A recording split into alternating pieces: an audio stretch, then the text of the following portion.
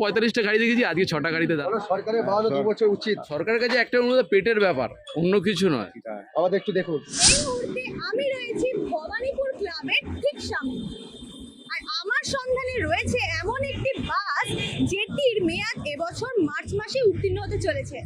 আরো বিস্তারিত জানতে চোখ রাখো আমার চ্যানেলে আ ব্লগ উইথ রিতে। তাহলে চলো যাওয়া যাক।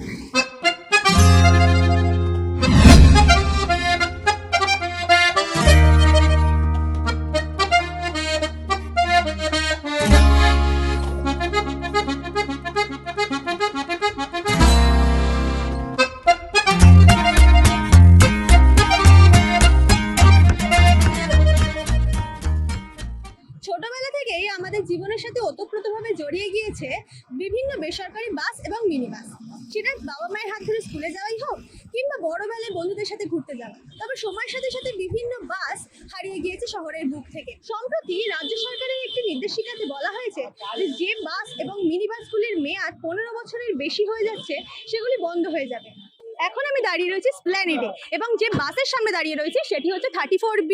তার নম্বরটা আমি একবার দেখাতে বলবো। নম্বরটা হচ্ছে 9748। এই নম্বরের বাসটি তার 15 বছরের মেয়াদ উত্তীর্ণ করতে চলেছে এবছর মার্চে। সেক্ষেত্রে সমস্যার মুখে পড়তে পারেন যাত্রী থেকে শুরু করে ড্রাইভাররা। আমার সাথে এই মুহূর্তে রয়েছে 34B বাসের চালক দাদা। তোমার থেকে আমি শুনতে চাইবো, যেহেতু বাস প্রায় বন্ধের মুখে, 15 বছরের মেয়াদ উত্তীর্ণ হয়ে যাচ্ছে এই বাসের, তো তোমার কি বক্তব্য এটা নিয়ে? আমার বক্তব্য না চললে কি খাবো বলো না। সরকারের 2 বছর উচিত, যেহেতু 2 বছর লকডাউন ছিল, 2 বছর দাঁড়িয়ে ছিল, 2 বছর বাড়ানো উচিত। আমাদের একটু দেখুন। এই রুটের প্যাসেঞ্জার কেমন হয়, মানে এই রুটের যদি বাস বন্ধ হয়ে যায় তাহলে কি তোমাদের মনে হচ্ছে যে প্যাসেঞ্জাররা সত্যি ভোগান্তির মুখে পড়বে? হ্যাঁ, ভোগান্তি তো হবে। আগে কতগুলো বাস ছিল? আগে ছিল 50 খানা গাড়ি ছিল, এখন আছে 7 খানা গাড়ি। এই 7 খানা গাড়ি কি খুব ফ্রিকোয়েন্ট, মানে সবসময় যাতায়াত পাওয়া যায় 7 খানা গাড়ি? সবসময় পাওয়া যাবে। 7টা গাড়ি কি করে পাওয়া যাবে? এটা এসপ্ল্যানেড থেকে ডানলপ অবধি যায়। হ্যাঁ, জানলাম। বাসের ভাড়াও তো বেশ অনেক দিন ধরে বাড়েনি, 2023-এর পর। না, ওই লকডাউনে যা চলেছিল 10 টাকা 15 টাকা। আমার সাথে এই মুহূর্তে রয়েছে 34B রুটের সময় রক্ষক দাদা। তুমি যদি একটু বলো, এই যে আমি একটা কথাই বলতে চাই সরকারকে, যে এই বাসের ভবিষ্যৎটা এত খারাপ জায়গায় চলে গেছে। অটো টোটোর জন্য যে সরকার যে ভাবছে, এর জন্য খুব ভালো লাগছে, কিন্তু বাসের জন্য ভাবা যায়, কারণ প্রত্যেকটা রুটে বাসের অবস্থা খুবই খারাপ। এখন সব রুটে গাড়ি কাটা হয়েছে, তার বিকল্প কোনো গাড়ি নামছে না। যদি একটা লোক অটো করে যদি যেতে যায় ধর্মতলা, যদি ডানলপ থেকে শুরু হয়, অটো করে যদি ধর্মতলা যেতে চায়, তাহলে ধর্মতলা যেতে গেলে কমসে কম 150 টাকা খরচা হবে। কিন্তু আমরা বাসের লোকরা যে পরিষেবাটা দিই তাতে 15 টাকায় কিন্তু ধর্মতলা চলে যাওয়া যায়। কিন্তু এটা আগামী দিন থাকবে না, কারণ বাস যেদিন বন্ধ হয়ে যাবে সেদিন কিন্তু আর এই রুটটা, এই পরিষেবাটা মানে গরিব লোকেদের জন্য প্রচণ্ড অসুবিধার সম্মুখীন হতে হবে। আগে ছিল 45টা গাড়ি, এখন সেখানে 8টা দাঁড়িয়েছে। আগামী দিন আরও 2 মাস পরে হয়তো 6টা গাড়িতে দাঁড়াবে, এরপরে রুটটা লুপ্ত হয়ে যাবে। এই জন্য সরকারের দেখা উচিত যে এই গাড়িগুলোকে ভাবনা চিন্তা করে যে তার বিকল্প কিছু করা যায় কি না। আর সরকারের কাছে একটা অনুরোধ, পেটের ব্যাপার, অন্য কিছু নয়। প্রত্যেকেরই পেটের ব্যাপার। এই বাসের সাথে প্রচুর লোক জড়িয়ে আছে, হোটেলওয়ালা, চাওয়ালা, মিস্ত্রিওয়ালা, গ্যারেজওয়ালা, টায়ারওয়ালা, পাম্প, পেট্রোল পাম্প, প্রত্যেকটা লোক জড়িয়ে আছে। এটাও সরকারের দেখা উচিত। যে তুমি কতদিন যুক্ত আছো? আমি মোটামুটি 20 বছর হয়ে গেছে আমার।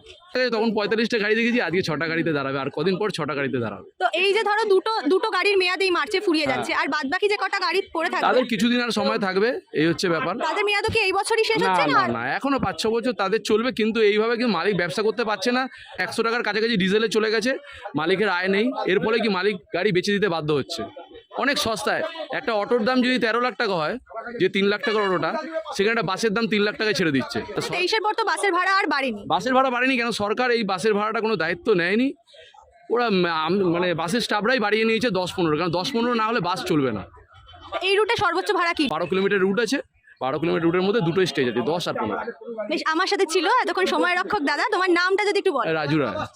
তবে হাইকোর্ট এক্ষেত্রে কোনো এখনো ফাইনাল নির্দেশিকা জারি করেনি, ফলত সবাই এখন আশার আশঙ্কায় রয়েছে। Like, share and subscribe the channel.